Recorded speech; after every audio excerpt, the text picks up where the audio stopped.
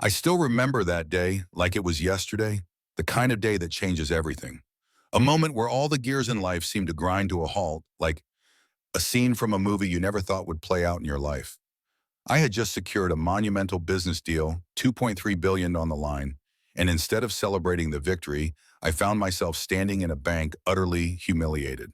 It was a typical Tuesday, or as typical as a podcast-spawned business moguls can have in a slow-moving financial world. Stepping into that bank, the air crackled with anticipation. There I was suited up, radiating confidence and ready to make a deposit that would solidify my business's future. The moment I walked in, I was greeted by Jessica, the bank teller. She had curly hair piled high on her head, a smirk that felt practiced, and eyes that seemed to size me up before I even opened my mouth. "What can I help you with today?" she asked, a tad too indifferent for my liking. Just as I opened my mouth to say I needed to deposit my check, the door swung open.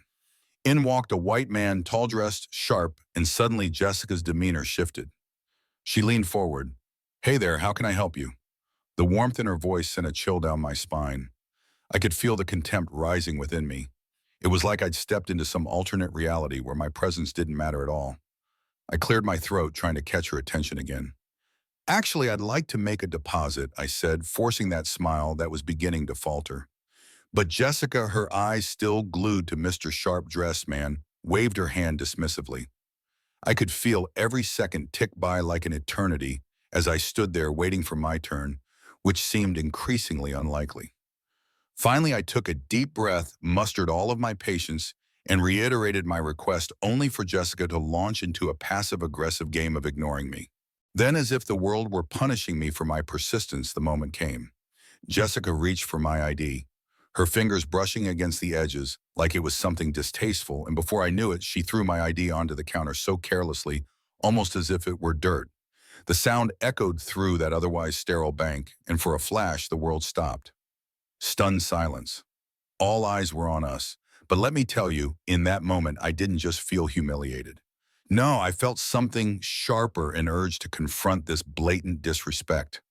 "Excuse me," I managed, keeping my voice steady. "I believe you dropped my ID." Jessica didn't even look my way. "Just put it on the counter over there," she said, as if she were dealing with a nuisance rather than someone who was genuinely there to do business. Now here's where the simmering tension in me bubbled over. "You don't get to treat me this way. I'm here to deposit a check that could change lives, and clearly you need to handle your business a little differently." Her eyes widened, but I could see the subtle defiance in her gaze. "And just how exactly is that?" she shot back, legitimate. A wave of disbelief crashed over me. Being questioned about my legitimacy of all things when I just fought tooth and nail for that deal felt like a bitter betrayal. The tension kept escalating. I remember trying to find an ally in another bank employee, Ashley, who stood nearby. But wow, she couldn't have been more disinterested. Her gaze was locked on her computer, and I realized I was invisible to them, simply a nuisance in their perfectly predictable day. Then the door swung open again. This time a well-dressed couple walked in laughing, bringing with them an immediate change in energy. Suddenly, Jessica was all smiles, all warmth, all interest. They were welcomed like royalty, while I stood there the unwanted guest at my own party. After what felt like an Olympic-level contest of patience, I finally managed to break through Jessica's wall of neglect. "Look," I said firmly but calmly, "I'm here to deposit a check from a partnership worth $2.3 billion. Maybe it's time you show some respect and actually assist me." It was then that Thomas Kent, the branch manager, stepped in. He was tall, silver-haired, and had an air of authority, but instead of defending me, he barely glanced my way before turning to Jessica. "Just handle it, please." I could hardly contain myself. "Handled it like how you've handled my business today?"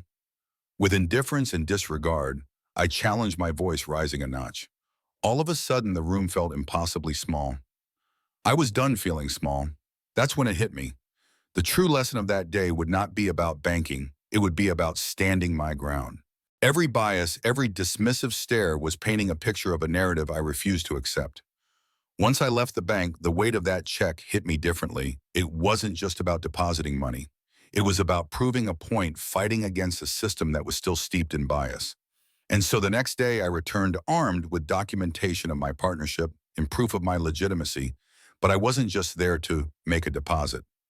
I demanded a meeting with the higher-ups, and when I got the chance, I laid out everything, including how Jessica and Thomas had failed to understand what respect should look like. My voice rose with each unsettling detail, each lingering moment where they chose to overlook my presence. And let me tell you, actions have consequences. Within days, several employees were fired, and the bank reviewed its protocols on diversity and inclusion. And that's not where it ended. I took it a step further and initiated a mentorship program aimed at empowering women and young entrepreneurs of color. I wanted to ensure that no one else would experience what I had felt that day. Fast forward a few months, and I was invited back to speak at a business summit where the bank's personnel were present. It felt wild standing there sharing my story and opening up dialogue on trust and belonging. I looked around the room, seeing little shifts in their expressions, awareness growing as I detailed the journey I'd taken. It was surreal, but before I finished, I left them and all of you an open-ended question to ponder. When it comes to equity and respect in both business and life, are we truly doing enough? Or are we slipping back into cycles of bias? If you've had experiences with belonging, or even felt the sting of being overlooked, I want to hear from you. Hit that like button, drop your comments below, and let's amplify the conversation. Because in a world that often feels divided, maybe it's stories like ours that bring us closer together, igniting change one voice at a time.